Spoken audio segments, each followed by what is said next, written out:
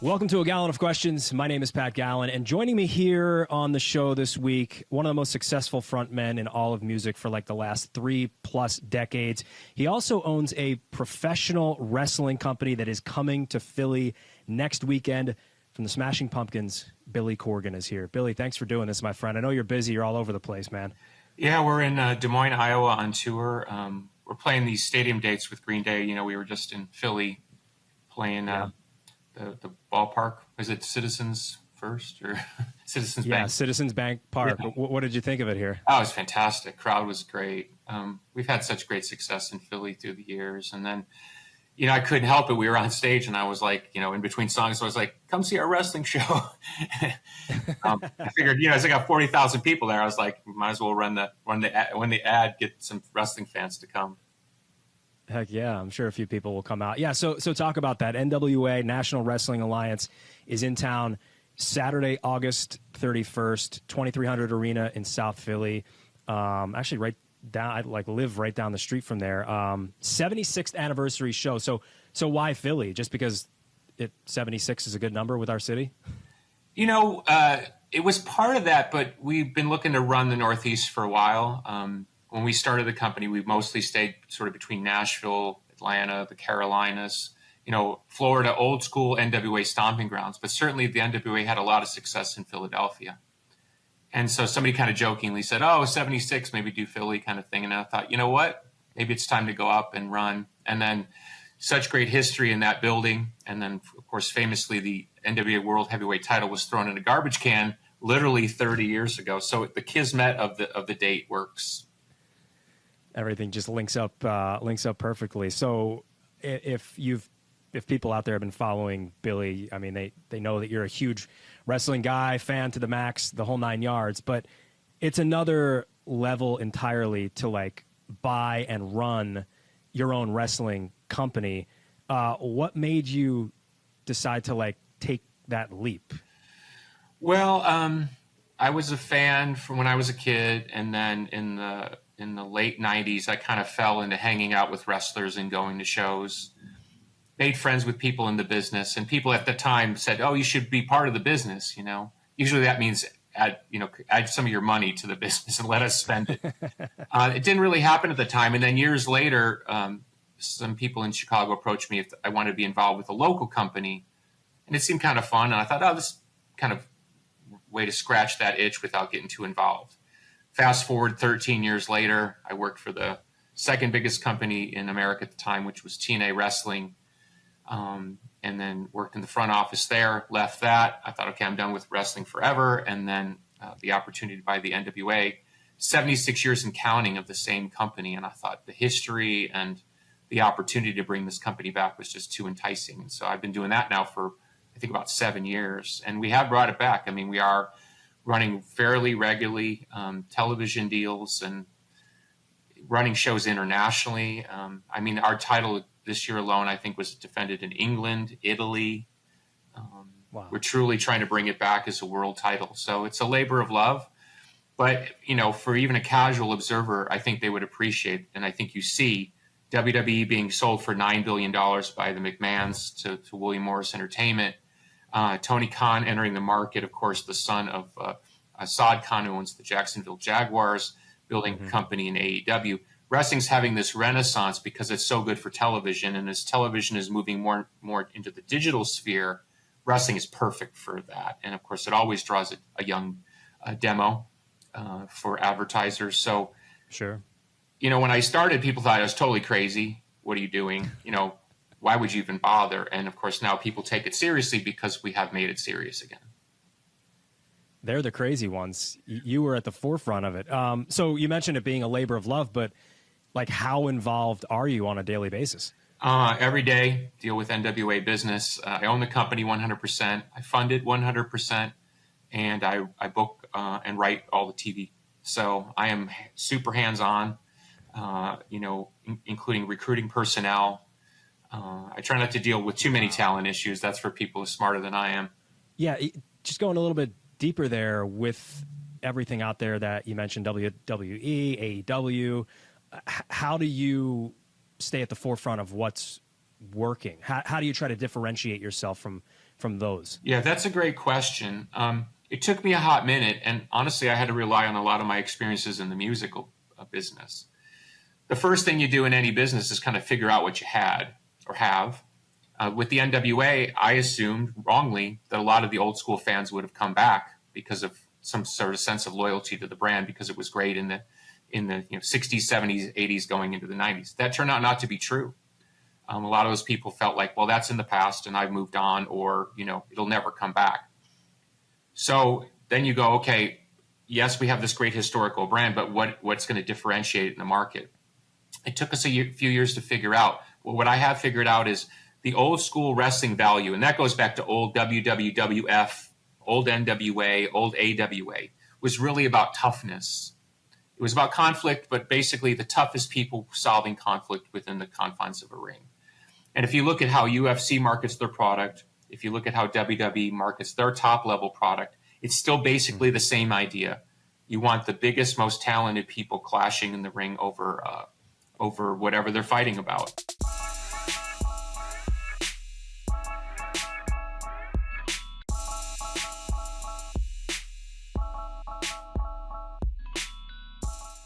You mentioned this going back to your childhood and it playing such a huge role for you as a kid. I know you're a huge sports fan as well. And here in Philly, we live and die by our sports teams. You being a Chicago.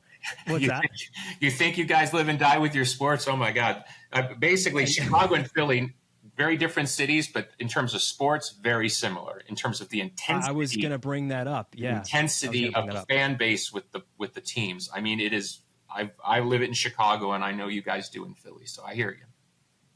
Yeah. What role did all of the sports as a whole play for you? Growing up in Chicago.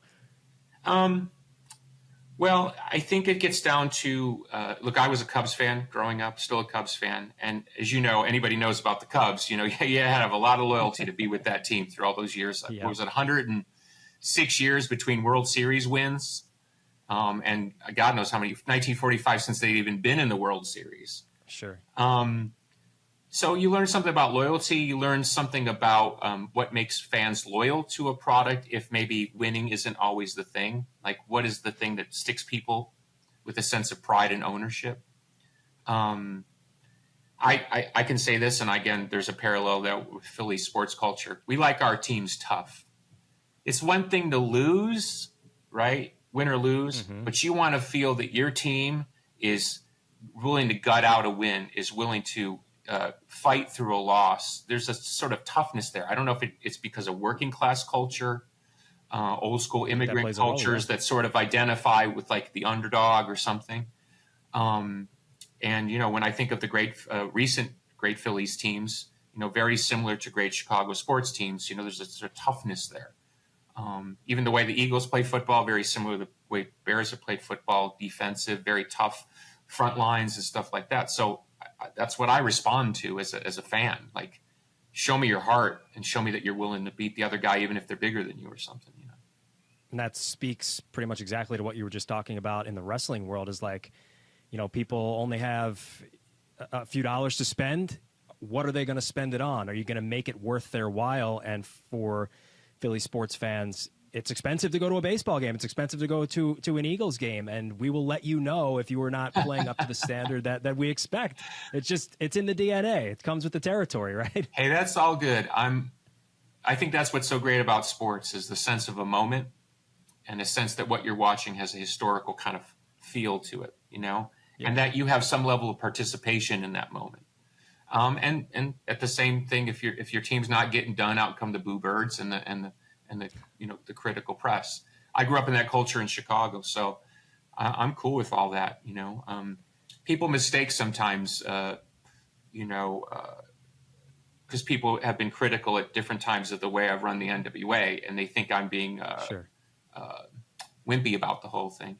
I've been criticized for 35 years in the music business. Criticism doesn't do anything to me. It's more like, why are you criticizing what you're criticizing? And in recent times in wrestling, because of internet culture, fan bases are trying to run wrestling product, much like they try to run sports teams. Who should be the manager? Sure. And, should the manager put the relief pitcher in the 8th or the 9th and stuff like that?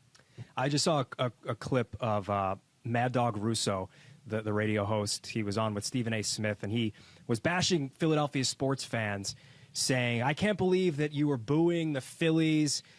They just went through a terrible 2-month stretch here, but they're still one of the best teams in baseball. He couldn't believe that we would boo the team, and that shows that we're fair weather fans. But the thing that he gets wrong is that we're actually showing our loyalty and I believe our love for the team, because if we didn't care, we wouldn't boo. It wouldn't matter to us. But I think that's where he just gets that wrong. And as a New York guy, I would think, Chicago, New York, Philly, like it's all the same. That's why we do it. We care. Yeah, I think it's difficult. And I think this is where a lot of sports writers get this wrong. The modern fan has to accept free agent culture, right? Let's use baseball. The world I grew up in, you might have the same core group of players for 7-10 years. You don't get that anymore. In fact, one of the guys who helped us win a World Series, Kyle Schwarber, is now a Philly, and he's killing it. And, yes, he is. And it breaks my heart because that guy could have been a Cub his whole life, but we live in this other world, right? And no disrespect on him. It's like he should go where he's going to get paid because he's a great player. Sure. And a great locker room guy on top of it. So where people get that wrong is, and I see this in Philly culture, and I've certainly seen it in my hometown culture. What fans are saying is like, look, we get it. You don't live here necessarily. We're not asking you to bleed, Philly red or Cubby blue. But we want you to know that our culture in this town is super important to us. And if you're going to come here and lay an egg, or you're going to phone it in, you got the wrong people. And there's something beautiful when sports is transcendent. People have hard lives, and sometimes, I'm in a privileged position after so many years of success. I can't imagine what it's like to be an elite top athlete, but I've certainly hung out with plenty of them. It's not a bad thing for them to be reminded, hey, yes, I'm in this great position and I'm a top athlete in the world, but the guy sitting in the 19th row or the lady in the upper deck, this might be their one game a year they're coming. They expect us to give our all. And when they feel that they're not, they have every right to boo you out of the building. I think you said that beautifully, and we welcome Kyle Schwarber here. Sorry that you don't have him with your Cubs, because Philly loves this guy, man. He was perfect for Chicago, perfect for Philly, and he and Bryce Harper. Sorry, who he reminds me of? No, go ahead. This is a name. This is before your time, but a great Philly, Greg Luzinski, got a little bit of Kyle Schwarber. It's like similar personality, similar. What's he play for you guys? Does Schwarber play left field? He's a DH pretty much. Oh, yeah. Now. Yeah. So don't get me started on the DH in the National League. My head will explode. First of all, I hate the DH anyway. The fact that they brought it to the National League is just, I can't stand it. I hate the DH. I will say this with you being a big Cubs fan. There is a great book called 10 Innings at Wrigley. I don't know if you've heard of it, but it's all about the game between the Cubs and the Phillies back in 1979, 23-22 game. I watched that game live. Did you really? Because I just sat down with the author of that book. His name's Kevin Cook. It's a great book. You got to read it. Okay, I wasn't in the park, but I watched it on television. What was it, 77, 78, somewhere around there, right? 70. It was May of 79. Okay, so 12-year-old Billy Corgan sitting at Grandma's house watching the game. What did Mike Schmidt hits like 4 or 5 home runs in that game, right? Yeah. Kingman hit a bunch of home runs. Well, the hit wind one was like all the way out into Waveland. The wind was crazy that day. It was like if you hit like a deep pop-up, it was going out. Yep. So once the players talked to Larry Boa about that, and he said he remembers he walked into Wrigley, said it's going to be a weird one. Yeah, and once it got to be like the third or fourth inning, and once the players figured out, every guy was just trying to hit a pop-up. You know what I mean? It was like the swings were all like, the schoolyard swing where you just Dave Kingman, if anybody knows that swing.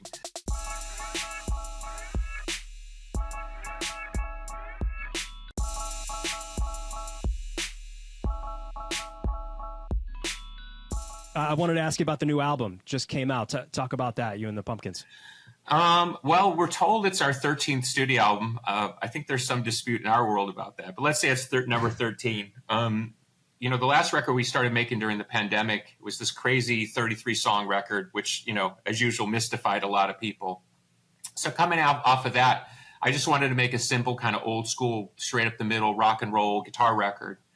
And I said to the band, let's make a record how we used to make it. Now, let's not just try to sound like that. Let's try to make it the way we used to work on the records. And interesting enough, when we worked that way, it brought us back to our kind of old approach. But somehow it felt fresh again after, 25, 30 years. So people love it. It's probably the best received record we've had in probably over 20 years. And we're used to people being mad about our records. So it's nice to make a record that everyone seems to like for a change. It's short, 10 songs, very, in terms of the modern world, you certainly got 45 minutes to hear this record. So, it's great. It's a great time for the band. Called Agori Mori May. It's out now. You were just in Philly, too. You mentioned Citizens Bank Park. Great place to catch a show.